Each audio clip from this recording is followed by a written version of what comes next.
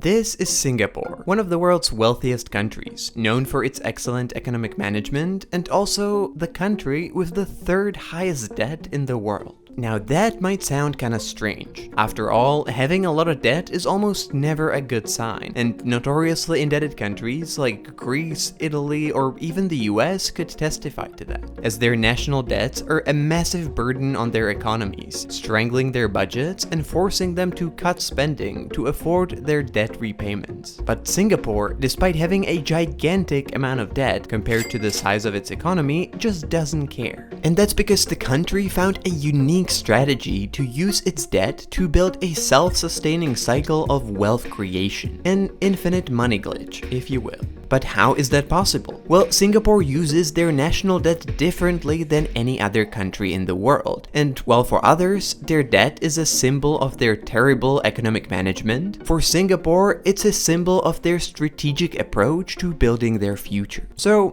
let's explain. But first, let me tell you about the partner of this video, DeleteMe. You might not be aware of it, but there's a lot of demand for your personal information. Companies called data brokers have an entire business model around collecting your information, like your name, your date of birth, your address, phone number, or passport information, and selling it to whoever is willing to pay for it. And research shows that the volume of personal data on individuals available online has tripled between 2019 and 2023. And to protect yourself, you might want to keep your data private, and this is where DeleteMe comes in. DeleteMe is a privacy data removal company that's been featured in New York Times, Washington Post, and Wall Street Journal, and that's trying to give everyone control over their digital identity. If you sign up, they will remove your personal information that's being currently sold online from hundreds of data brokers, and they continue to repeat their removal as needed, and you get a regular personalized report of what exactly they removed. Right now, you can get 20% off if you scan this QR code or go to joindeleteme.com/dom. So if you want to take control of your personal data, go ahead and check it out. Thanks DeleteMe for sponsoring this. And now, back to the video. Typically, countries that go into high levels of debt tend to do it for similar reasons, and none of the reasons tend to be very good ones. Most often, it's because they just spend more than they can afford. These countries, like Italy or even the US, just can't match how much they spend with how much they collect in revenue, and so every year, their annual budgets end up in deficit.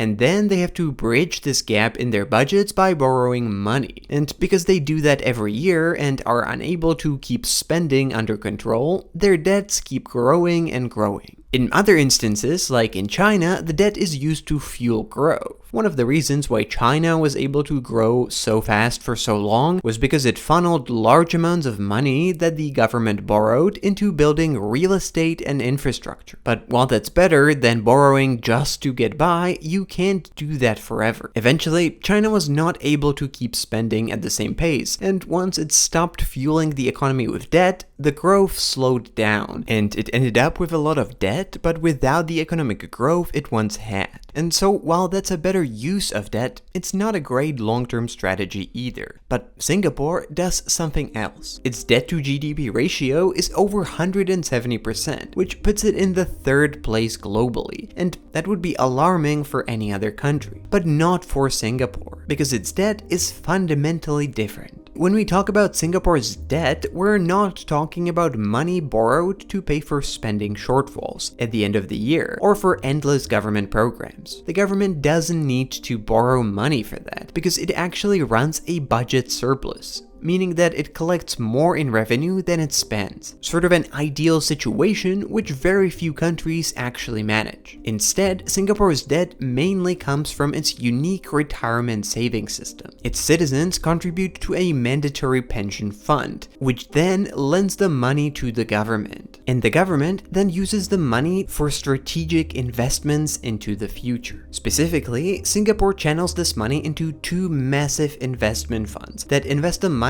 around the world into everything from tech companies to real estate. And because Singapore is pretty smart in choosing what it invests in, these investments generate enough returns to both pay the borrowed money back into the pension fund and leave the government with a lot of extra cash to spend on top. In other words, Singapore is doing something similar to what oil-rich countries like Norway or Saudi Arabia have done as well. These countries, which make more money from oil than they could spend, create wealth funds that also invest their surplus money into infrastructure and businesses around the world to create further revenue sources for once the oil runs out. But what's incredible is that Singapore managed to do the same thing without having the oil or any other resource, and instead it's using money borrowed from its own citizens. The extra profit generated from the investments is then used to fund crucial public services that benefit the whole population, like healthcare, social programs, and education, and into national technology and infrastructure projects that will help Singapore to remain wealthy in the future. In a way, Singapore is behaving like a financially smart person that saves and invests their salary so that they can benefit from dividends later on, which, when it comes to how countries manage their finances, is actually incredibly rare. By doing so, Singapore essentially created a self-sustaining cycle. It borrows money at low interest rates, invests it wisely, and generates high returns that are then used to fund essential services and create future sources of revenue, fueling a continuous cycle of wealth creation. Now, you might wonder if this is too good to be true, because after all, debt is debt, and it is potentially a pretty risky strategy. If the government would go off the rails with how it deals with the money it borrows, things could end pretty badly. But Singapore takes some pretty smart precautions. Its government follows an extremely strict policy of never borrowing to finance their regular spending. The debt can only go towards future investments, and so the government avoids the trap of using the money to pay for immediate benefits, like subsidies or lower taxes. This disciplined approach allows the government to maintain large financial reserves, providing a safety net for future recessions, and fund nationwide projects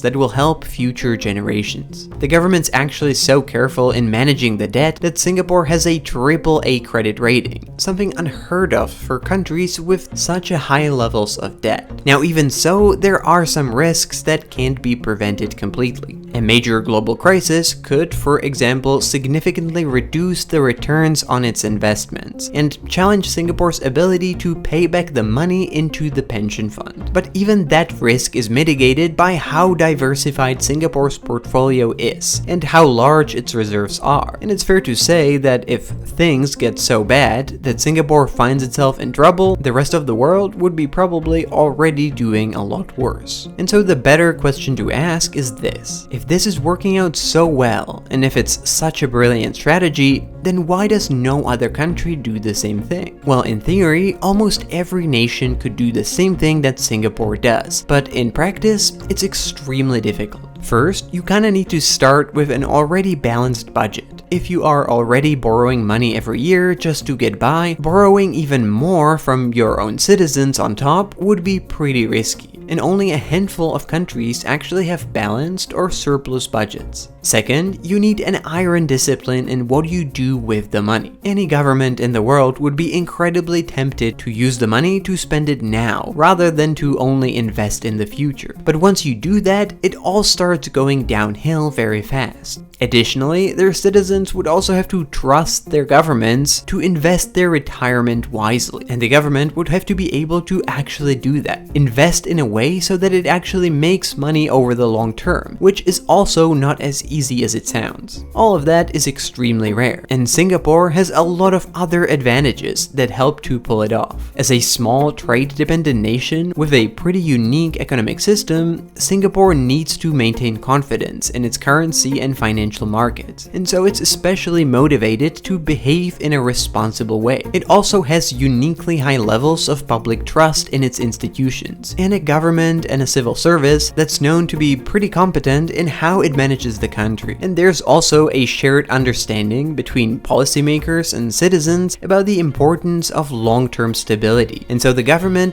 doesn't really face the same political pressures to increase spending beyond its means or to cut taxes as much as in other countries. And so while it sounds simple, what Singapore does is actually incredibly difficult to replicate. And there are only a handful of countries that could even attempt to do that. And so Singapore's counterintuitive strategy will likely remain unique, helping it to build wealth long into the future. If you like this video, chances are you want to understand what's happening in the world. And if that's the case, you might want to sign up to my newsletter, bringing you geopolitical news and analysis from around the globe. It's completely free and you can find the sign up link in the description, so check it out.